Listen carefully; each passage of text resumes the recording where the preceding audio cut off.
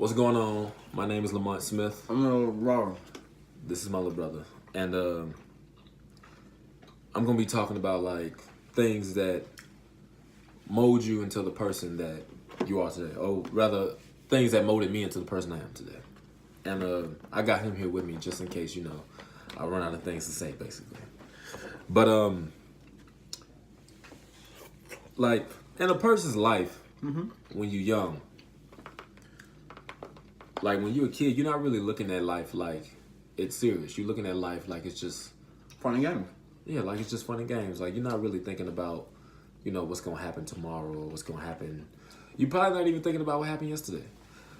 And as you get older, you meet people, you get in situations, you go through things, and it molds you into the person that you're becoming. You learn lessons, you go through things, and you just learn what not to do, and you learn to make smarter decisions. For like, it's 2018, right? So, in today's world, social media is a really big thing. Of course, back when we was younger, it wasn't no social media. It wasn't no Instagram. It wasn't no Facebook. It wasn't no Twitter, Snapchat. Well, Facebook. Back when we was real young, it wasn't no Facebook, was it? What you mean, how young? How long Facebook been around? Facebook been out for a long while. The point I'm trying to make is social media wasn't always as big as it is now. Yeah. So with social media, it's very easy to meet people. It's very easy to see people's lives because a lot of people put their lives online. Sometimes they put too much.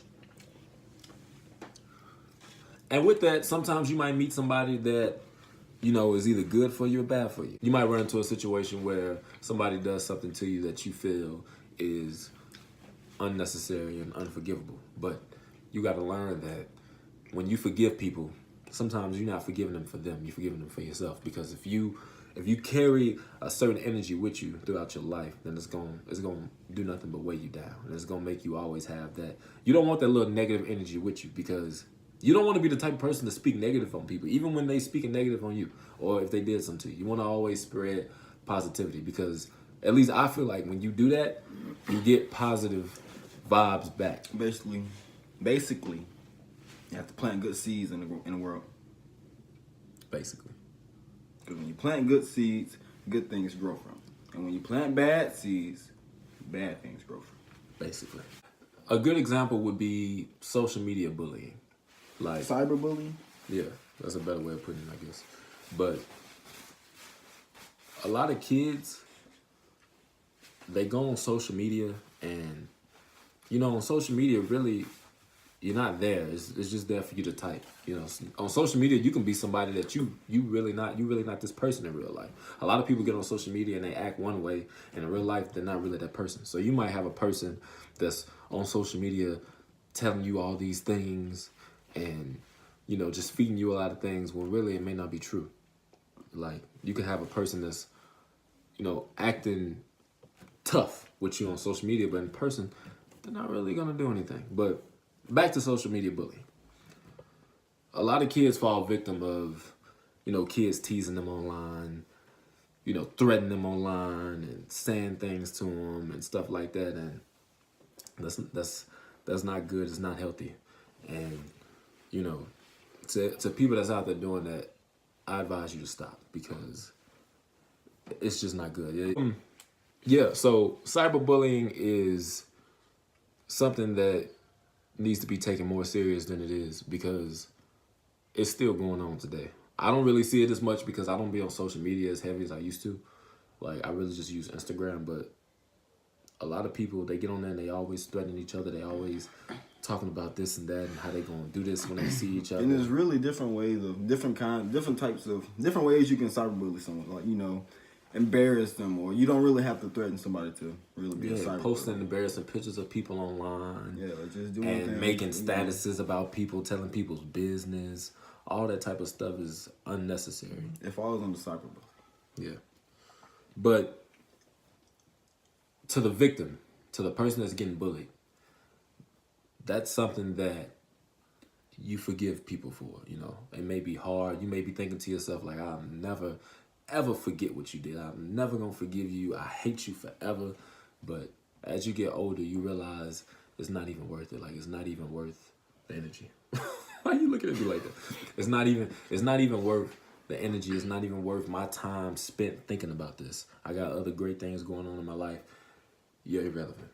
All right, so let's talk about win-win conflicts. Basically, a win-win conflict is like when you have a problem with someone and y'all come to a conclusion where both sides are happy. Like, what's a good example? Like, let's say me and my brother are going back and forth. I don't know. I mean, this is a funny example, but I'm gonna say we going back and forth over a girl. Win-win conflict. Neither one of us want her. You buy it. I don't know. What's a win-win conflict, man? Man, a win-win conflict is this. All right, say we're arguing over a girl, right? Mm-hmm. We both got a number, and you know we trying to see, like, you know, who she gonna fuck with, either me or you. But you can't cuss in the video. Who we gonna mess with, either me or you. And so, you know, a win-win conflict would be, you know, both of us having sex. Okay, I think we should come with another one. Okay, because you finna say flipping bitches. Okay, look. Let's see, a win-win conflict. All right, so let's talk about win-win conflicts. Basically, a win-win conflict is like when you have a problem with someone and y'all come to a conclusion where both sides are happy. Like, what's a good example? Like, let's say you have two brothers, right? Both of them, like, one is 10, one is 9 and 8. And they go to the store with their father and they see a football or basketball or something like that. And it's like the only one left. And one brother's like, Dad, I want it. And the other brother's like, no, I want it. And the dads might say, I'll buy it so you guys can share it. You know, that's a win-win conflict, I guess. You know, something like that. I know that's a really small example, but that's the best example I can come up with. But, yeah. So, in life, like, as we grow and meet new people, we start to make friends. We start to get close to people. Sometimes we learn that all people are not good people. Like, and the signs will show. Like, you might be friends with someone and they may lie to you, or you may be friends with someone and they might do something behind your back and you might let it slide like the first, second time, but they do it again. It's like, man, like, this is your character. Like, this is how you act. This is how you built. And yeah, basically they'll just, you know, portray themselves as something that they're not. Yeah, and if you keep letting people slide like that, they'll try to run over you. So sometimes you got to learn how to cut people off. I mean, it doesn't really sound too nice. You know, you don't hate the person. You know what I'm saying? You speak to them, but y'all might not be as close as y'all once was because maybe you can't trust them. Sometimes you learn that you can't trust everybody. And sometimes you learn the hard way. You might have a friend and he might just stab you right in your back, but sometimes that's how you learn. You know? That's good. I always say that's good. I always try to turn negatives into a positive, you know. That's a negative situation where your friend stab you in the back. But the positive is you learn not to deal with that person like that no more. You learn that all people are not good people. Same way with relationships, man. You know, one thing you always gotta do is you gotta protect your heart. Because if you don't do that, you're gonna always get hurt. Mm-hmm. Meaning, and what he means by protect your heart is you have to learn that there's some. I'm gonna speak from a guy's perspective. There's some girls or some. Let me talk. No, I can handle this one. Okay, go ahead. I can handle this one. All right, for guys, you know, it's easy for, you know, like, pretty girls to, you know, come up to a guy because, you know, girls are pretty, and, you know, when you first meet them, they have a nice personality and stuff like that. But, you know, you can't. I've learned that, you know, you can't just go off of looks. This man right here has been telling me this forever. But, you know, I'm really learning that you can't just, like, you know, just go off of looks. You really have to get time, like, take the time to get to know them. Just to see how they really are. And, like, you know, like, over time, you know, yeah, they still might seem like, you know, a good person and all. But, like, you know, you still got to understand, like, the way that they think may be different from the way that you think. And, like, their ways may not seem as bad to them as it is to you. Yeah, because an ugly personality can make a pretty person very ugly. Yeah. Everything that's pretty on the outside ain't always pretty on the inside. You ever see a real good looking apple? Just a real, really, really good looking red apple. Green. It look good. Green apple. It look great. Green apple. Green, red, whatever. It looks great. Nice textures, all smooth. No black marks. And then you bite it and it's all soggy on the inside. It's all ugh. You know what I'm saying? You got to learn to pick the right apple. And it's hard because, I mean, you know, You can't tell. You ain't got X-ray vision, you know what I'm saying? But that's why you take the time to get to know the person and you have a conversation with them and, you know, things like that. And then that's when you decide if this person is right for you or not. Oh, I'm talking about my experiences really. Okay. Now, I'm going to speak from my own experiences. Growing up, like when I got to high school, when I started really having girlfriends, I wasn't picking the right ones. And, you know, no disrespect towards them because I'm pretty sure that, you know, they're better people now because, like I said, we were young. You learn as you grow, you know. Everybody has to, you know, learn. Like, everybody makes mistakes. You make mistakes and you learn from them, you know. I don't believe there's anybody on the planet that hasn't done something wrong to someone. Everybody has done something wrong to someone. Nobody on the planet is perfect. Nobody on the planet is a sweetheart, is an angel. But since I wasn't picking the right ones, I started to not trust females. I started to believe that all females were just not good, you know, were not good people because I was getting treated wrong by the females that I was choosing. Like, I started to be scared to get in relationships. I started to be scared to trust women. You know, I let things that other girls do determine how I feel about the next girl, which is unfair. But also at the same time, it's understandable because when all you've been through is this, that's all you expect. Like, you never seen the good side. You only seen the bad side, so you only expect the bad side. But I got to a certain point to where I did pick the right one. I lost her. But I got to a certain point where I did pick the right one. And She left. yeah, she left. Well, she didn't leave me, but when we ended, it was my fault. But what I'm saying is, she taught me that all girls are not that way. She taught me that there's a such thing as a girl that can be trusted. There's a such thing as a girl that doesn't lie. There's a such thing as a girl that's respectful. There's a such thing as a girl that's not throwing herself out there. You know, you know what I mean. Throwing herself out there. But yeah, and I had to slowly learn that, and I'm still learning because, like I said, we deal with different people on a daily basis, you know, all the time. You know, I'm always meeting new people, like always. But I've gotten better at picking who's the right person for me to keep in contact with and to communicate with and stuff like that, because I'm the type of person that I don't like having bad energy around me. I don't like having, like, if I feel like if the energy isn't right, I'm not gonna talk to you. Like, I'm not even gonna have a conversation with you. If I feel like, you know, if I sense any type of what's the word I'm looking for? If I just sense that A negative vibe. yeah, well, I'm saying, like, if I'm sensing just like any type of Energy. the narcissistic, I think that's the word. If I'm sensing that you're not that good of a person, then I'm not going to continue talking to you. But another thing it did was it started to make me feel like dealing with those type of women or girls, because I'm only 21, so girls. But growing up dealing with those type of girls, it also made me feel like what, like at one point it made me feel like, what am I doing wrong? You know, like, am I not good enough? Am I not, you know, am I not doing my part for this girl to be treating me like this? Like, what is wrong with me? You know what I'm saying? I felt like that sometimes too.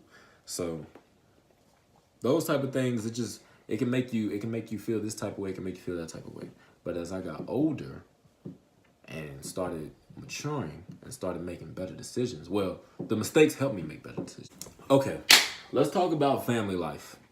The first thing we're gonna talk about is diversity in family life.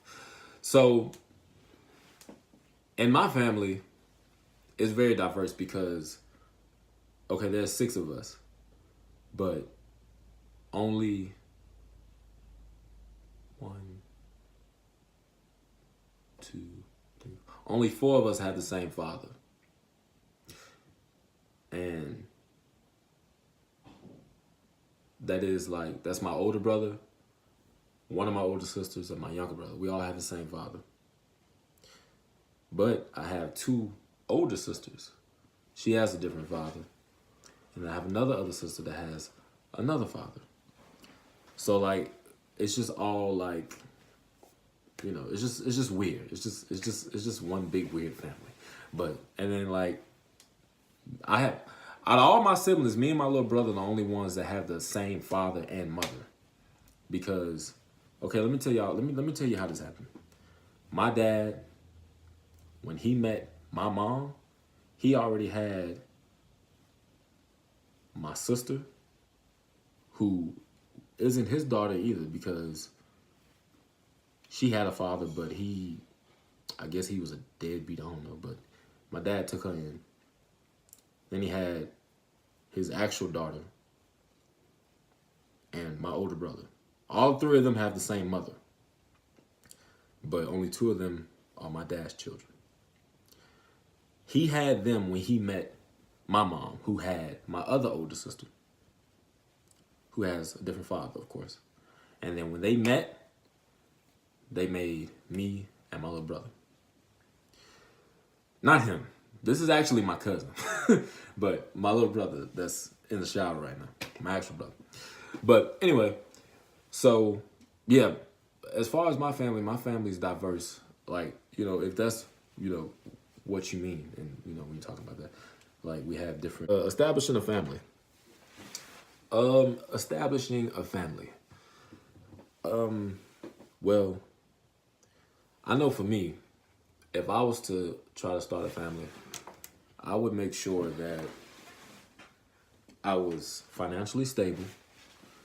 I was 25 or older, married, and have your own home.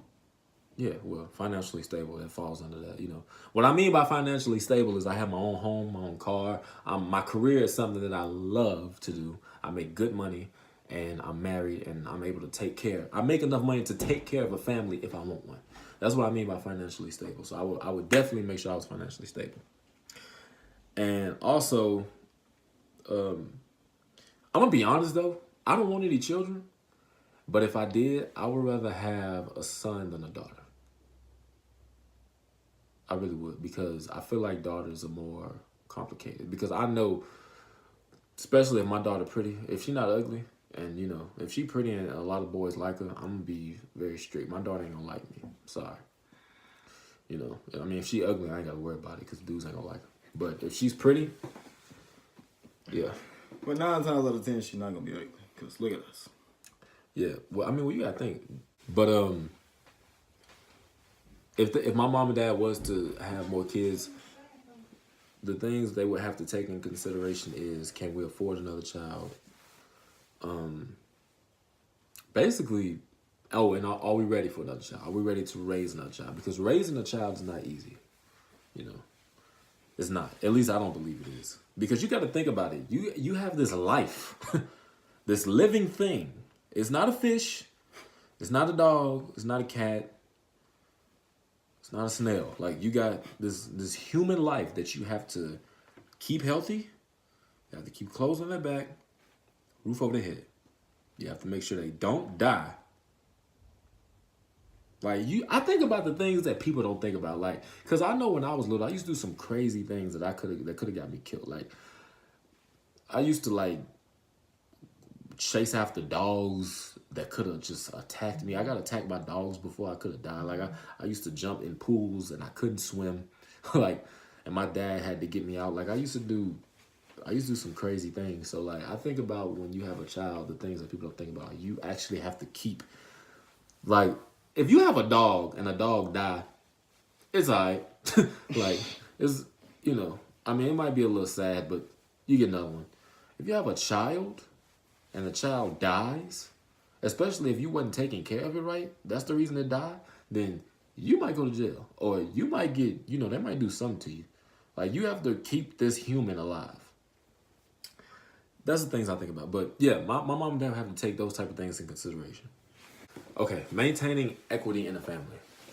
We never really had that problem in my family of like maintaining equity. And for those who don't know, well, I think my teacher is the only one that's gonna watch this, but so I'm pretty sure she knows what equity is. But we never really had that problem in my family. Everybody pretty much got their fair share. Nobody was treated differently than the other. You got treated based on your behavior. If you was bad, you got treated like a bad kid. If you was good, you got treated like a good kid. You know what I'm saying? That's how my parents do it. Nobody's getting no handouts. Nobody's getting no special treatment. Everybody's getting, what I'm saying? You do something bad, you know what I'm saying? The belt. You know what I'm saying? You do something good, good job. You know what I'm saying? That's how it is. So everybody pretty much got treated, accordingly in the family. But, that's just how my parents rock. Making daily choices. Make good.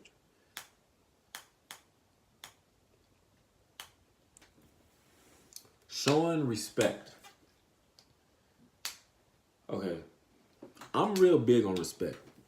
Meaning I'm not gonna disrespect nobody, even if you're not around. Like, let's say me and Shaki, which is him, let's say we talking about, someone. I'm not really gonna try to speak too negative on them because I don't really like to say things about people that I wouldn't say to their face. Put it that way. I'm the type of person, if I say something about you while you're not around, I'll say it to your face too. And not just because I feel like I'm this big tough guy, but just because I'm just an honest guy like that.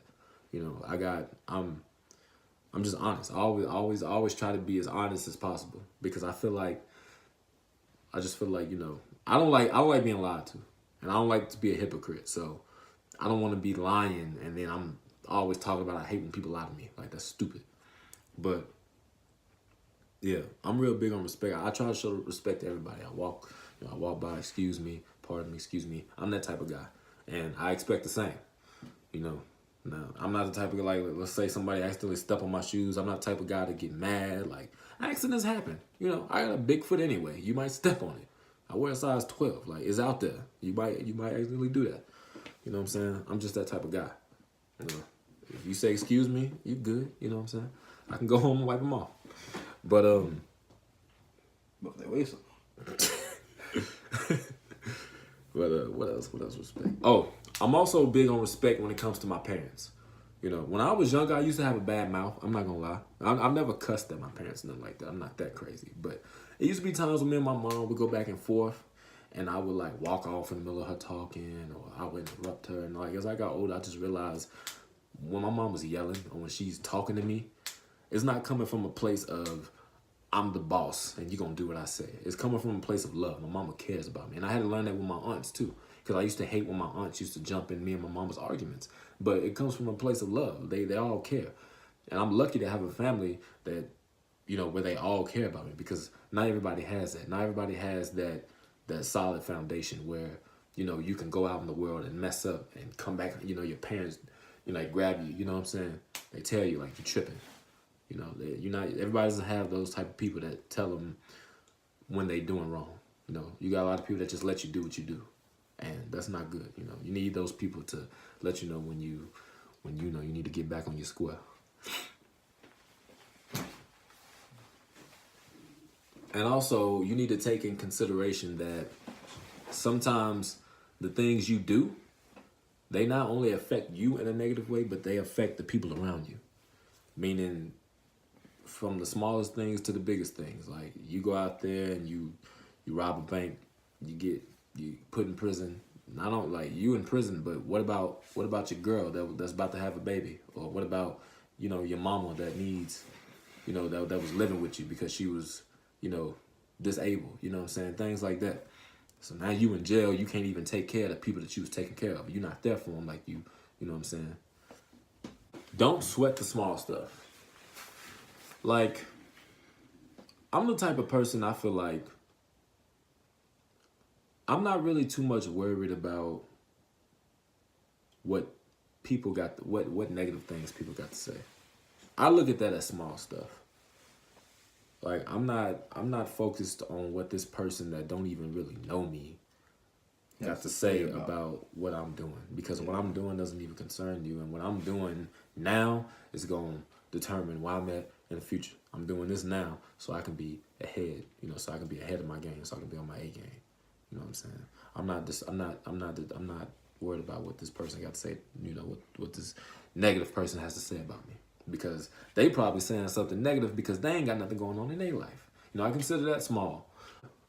But I hope that I explained everything as clear as possible, and I hope that my cousin slash brother was a good help. Was a what I'm saying. I hope whoever's watching enjoyed him, but I just hope we explained everything fluently enough, and I appreciate you for watching.